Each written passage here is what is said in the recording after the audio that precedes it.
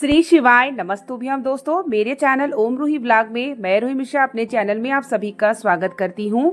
पुत्रदा एकादशी 16 अगस्त को पड़ रही है। बहुत सारे लोग एकादशी का व्रत नहीं कर पाते हैं और उन्हें भी एकादशी के व्रत का फल की प्राप्ति हो तो किस प्रकार से आप सरल पूजा विधि करें, आप सभी को वीडियो में शेयर कर रही हूँ। जो लोग एकादशी का व्रत नहीं कर पाएंगे, क्योंकि पुत्रदा एकादशी है, सभी अपने पुत्र के स्वास्थ्य की कामना को करते हुए पुत्र की दीर्घायु के लिए और संतान प्राप्ति और सुखद अनुभूति के लिए जरूर से जरूर इस दिन पूजा करना चाहिए और व्रत भी करना चाहिए। लेकिन सावन के महीने में सोमवार, प्रदोष, मासिक शिवरात्रि बहुत ऐसे दिन हो जाते हैं कि आदमी इंसान उस व्रत को करने में कई सारे व्रत हो जाते हैं तो कर नहीं पाते, समर्थ नहीं हो पाती उतनी शरीर की। तो हम बिना व्रत के भी पूजा कैसे करें, तो आइए हम जानते हैं। वीडियो के अंत तक बने रहिएगा। वीडियो को लाइक और कमेंट में हर हर महादेव का नारा जरूर लगाइएगा। देखिए, अगर आपका शरीर नहीं है लऊ कि आप व्रत नहीं कर पा रहे हैं तो आप पूजा विधि से करिए और साथ ही नियम का पालन कर लीजिए। जैसे कि 15 तारीख से ही आपको नियम का पालन करना है। चावल, लहसुन, प्याज का त्याग, ब्रह्मचर्य का पालन, ये 3 चीज करना है। और साथ ही किसी के घर का अन्न, चाय, पानी आप कोशिश करें ना ग्रहण करें, तो आपको भी फल जरूर मिलता है। कुछ नियम का पालन हमें करना चाहिए। गौ माता की सेवा भी करनी चाहिए और हम सभी को कोशिश करना चाहिए कि सूर्य उदय से अगर आप पहले उठ जाए तो ठीक है, या तो 6 बजे तक उठ जाए तो भी ठीक है। उसके बाद स्नान में थोड़ा सा गंगा जल डाल के स्नान करना चाहिए। स्नान करने के बाद आपको सूर्य भगवान को जल अर्पित कर लीजिए। जल अर्पित करने के बाद तुलसी में आपको जल नहीं डालना है, इस बात का ध्यान रखिएगा, क्योंकि तुलसी माता तपस्या करती हैं स्वयं जो है नारायण को प्रसन्न करने के लिए। तो इस दिन एकादशी के दिन तुलसी में 3 दिन तक जल नहीं डालना चाहिए। जैसे कि आपको दशमी की रात से जब लग जाती है एकादशी की तिथि, तब से आप जो है ना डालें तुलसी में जल, और आपको द्वादशी तक नहीं डालना चाहिए। द्वादशी के बाद आप डालिए तो श्रेष्ठ होगा। तो तुलसी में आपको स्पर्श नहीं करना है, इस बात का ध्यान रखिएगा। जो व्रत करते हैं, जो नहीं भी करते, किसी को नहीं करना चाहिए तुलसी में, नहीं तो पाप लगता है। उसके बाद आपको गंगा जल से, पीला चंदन, इत्र, पंचामृत से लड्डू गोपाल का स्नान कराना चाहिए। अगर आप नियम का पालन करते हैं तो भी आप हाथ में तुलसी जल लेकर के संकल्प ले लीजिएगा कि आप नियम का पालन कर रहे हैं। मेरी भूल चूक गलती को क्षमा करिए और कोशिश करिए कि आपसे कोई पाप ना हो इस दिन। और जब आप भगवान से प्रार्थना करके मांगते हैं तो ऐसा जरूर होता है कि आपको खुद रक्षा करते हैं, गलत कार्यों से बचाते हैं। तो आपको पंचामृत से स्नान, पीला चंदन, इत्र, जनेऊ, पुष्प, तुलसी, ये सब सामग्रियों को रखिएगा पूजा सामग्री में। फल में आप केला रख लीजिएगा और केला के बाद आप जो है लड्डू का भोग लगा सकते हैं, या तो आप माखन मिश्री का भोग लगा लीजिए, या तो आप पंचामृत का भोग, जो आपको सही लगे आप इनमें से कोई भोग जरूर लगा लीजिएगा।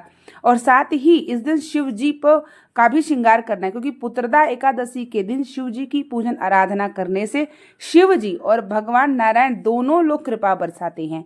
तो इसीलिए शिव जी की पूजा करना आप ना भूलिएगा कि आप पुत्रदा एकादशी के नारायण की पूजा के साथ शिव जी को भी पंचामृत से स्नान और 3 बार स्वधा स्वधा करके जल अर्पित कर दीजिएगा। उसके बाद जो है दीपक, अगर कोशिश करिए तो अखंड दीपक जला लीजिए। अखंड दीपक जलाने के बाद अगर आप व्रत नहीं करते हैं तो आप जब तक पूजा नहीं सुबह का कर लेते तब तक कुछ ग्रहण मत कर लीजिए। चाय पानी ग्रहण करना है कर लीजिए, अन्न को ग्रहण ना करिए।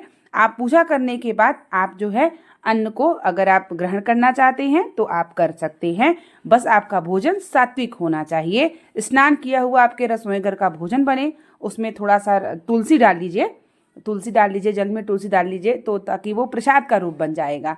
तो इस तरीके से आप अन्न जो है ग्रहण करना चाहते हैं तो अन्न ग्रहण करके भी पूजा कर सकते हैं।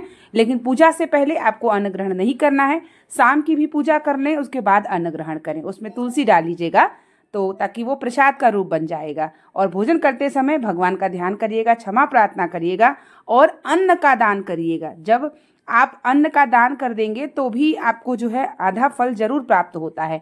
तो आप जब दशमी यानी एकादशी के दिन अगर कोई मिल जाए तो आप कुछ भी, जो भी आप अन्न, चावल को छोड़ के कोई भी दान कर सकते हैं। अगर चावल दान करना चाहते हैं तो द्वादशी के बाद चावल का दान करिएगा, क्योंकि एकादशी में ना तो हम चावल ग्रहण करते हैं, ना तो हम भोजन के रूप में लेते हैं, ना ही हम चढ़ाते हैं, क्योंकि सारे पाप चावल में जाके समा जाते हैं। तो इस बात का विशेष ध्यान रखिएगा। दान भी कर लीजिएगा अपने बालक पुत्र के नाम का, क्योंकि पुत्रदा एकादशी पुत्र को समर्पित है। तो इसीलिए पुत्र की दीर्घायु, स्वस्थ की कामना, उनके हाथ से भी लड्डू गोपाल नारायण को जो भी भोग है पूजन थोड़ा सा करा दीजिएगा। और टीका जो है लड्डू गोपाल नारायण का लगा हुआ अपने बालक को जरूर लगा दीजिएगा। और उसके बाद जो है आपको दीपक जो आप जलाएंगे अखंड जलाइए अपने नाम के पुत्र का जो भी है वो करके। और इस दिन गोपाल सहस्त्र नाम का पाठ आप कर सकते हैं तो ज़रूर कर लीजिएगा। और विष्णु सहस्त्र नाम का पाठ शाम के समय तुलसी से दूर दीपक रखिएगा। और उसके बाद जो है आपको अपने मुख्य द्वार पे दीपक रखना है। और उसके बाद शाम के समय आरती जो है विष्णु भगवान की गाइए। दिन भर हो सके तो किसी से कोई फालतू बात किसी के बारे में ना करिए, ज़्यादा साफ सफाई ना करिए। हमें जाने अनजाने पापों से बचना है। देखिए अगर हम व्रत कर लें और बहुत सारे पाप कर रहे हैं, किसी की निंदा कर रहे हैं, चुगली कर रहे हैं, तो वो व्रत आपका मान नहीं। और अगर आपने जो है पूजा करने के बाद तुलसी डाल के अन्न ग्रहण करते हैं और आप इन सब पापों से बचते हैं तो आपका व्रत के समान ही फल होता है। तो आप किसी से आत्मा से दिल ना दुखे, बहुत ज़्यादा क्रोध ना करिए व्रत के दिन। और व्रत के दिन किसी के घर का मतलब कुछ ग्रहण मत करिए। आप व्रत भी नहीं है तो भी एकादशी का नियम बना के रख, किसी के घर का नहीं खाना चाहिए। इसका क्या होता है, आपका पुण्य क्षीण होता है और उसको पुण्य प्राप्त होता है। तो इसलिए कोशिश करिए कि आपसे अगर हो सके संभव तो ज़रूर किया करिए। और चना गुड़ का भोग जो है नारायण को लगा सकते हैं। केले के वृक्ष में अगर आपको संभव है तो वहाँ भी दीपक जला के पूजन कर लीजिएगा। एक चुटकी हल्दी डाल दीजिएगा। गौ माता की सेवा हमें जरूर करना चाहिए क्योंकि 33 कोटि देवता हमारे गौ माता में विराजती हैं। तो बहुत सारे लोगों के मन में संशय रहता है कि हम व्रत नहीं करते तो पूजन कैसे करें और तुलसी में जल कैसे डालें। तो ये सब चीज़ों को जानकारी रखते हुए पुत्रदा एकादशी के दिन सभी माताओं बहनों को अपने पुत्र की स्वस्थ की कामना उज्जवल भविष्य के लिए विधि से पूजन करना चाहिए और इन बातों का ध्यान रखना चाहिए। और जो अगर व्रत कर सकते हैं तो वो व्रत कर लें तो ज़्यादा श्रेष्ठ होगा। जो लोग व्रत नहीं कर पाते वो इन नियमों का पालन करके और इस विधि से पूजन कर लेंगे तो उनके घर में भी नारायण की कृपा जरूर होगी। और स्नान किया हुआ जल सब परिवार सहित प्रसाद के रूप में पंचामृत को ग्रहण जरूर करिएगा, जिससे लड्डू गोपाल की कृपा आपके पुत्र पर बनी रहे। और इसी तरीके से आप जो है पुत्रदा एकादशी के दिन पूजन आराधना कर सकते हैं। इस वीडियो में मैं आपको बताने वाली हूँ कि रक्षाबंधन के दिन लड्डू गोपाल की कैसे हम रक्षा राखी बांधे, कैसे हम पूजा करें, किस समय करें, भद्रा काल में करें या ना करें, उससे जुड़ी जानकारी मैं अगली वीडियो में आपको शेयर करने वाली हूँ। इसलिए बने रहिए मेरे चैनल पे। पहली बार आए हैं तो चैनल को सब्सक्राइब भी कर लीजिएगा। मिलते हैं नेक्स्ट वीडियो के साथ, तब तक के लिए श्री शिवाय नमस्तुभ्यम। हर हर महादेव।